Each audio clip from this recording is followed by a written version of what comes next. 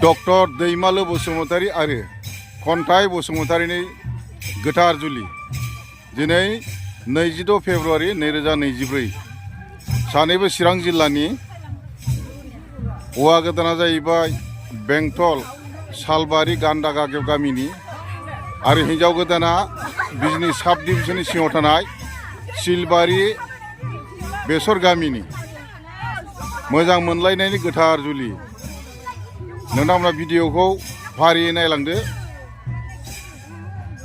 बाथौजों हाबा जागोन।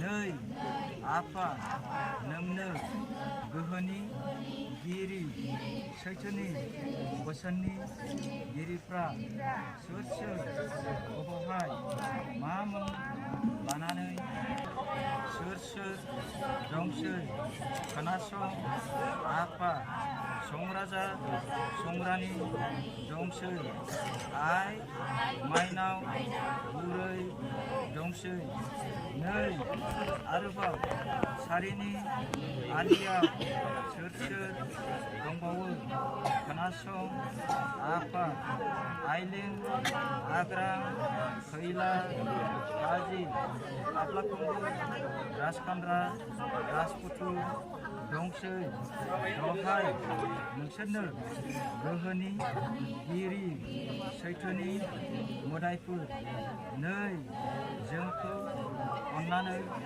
बयखौबो मुलुगाव जेरावबो जेरैबो उथ्रिसारनो हानायनि गोहो हरदो आफा सोरजिगिरिनि लामाखौ दिन्थिना होदो।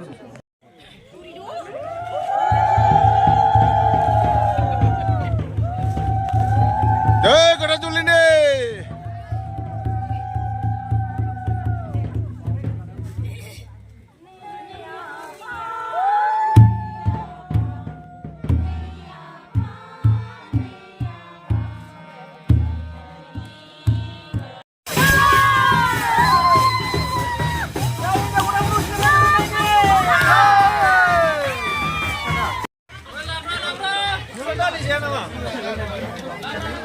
Apa yang lebih benar lah, hah? Itu lah orang harus tahu jam. Lu kira mana? Lebih benar banyak ada. Kita balik.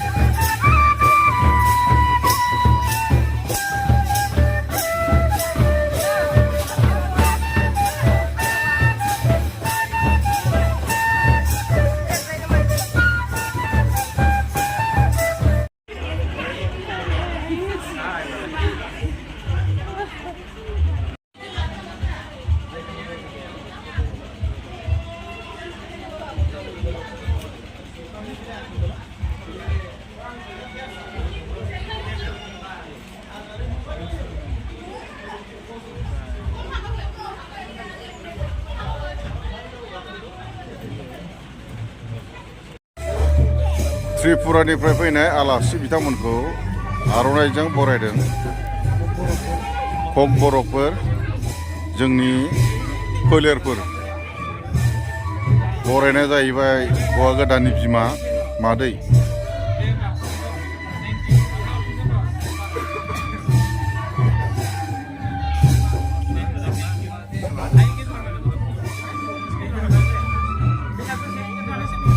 त्रिपुरानिफ्राय फैनाय कक बर' जोंनि बर' हारि जोंनि बर' बंश बर' हारि बैयाव गेजेराव मादै बैयाव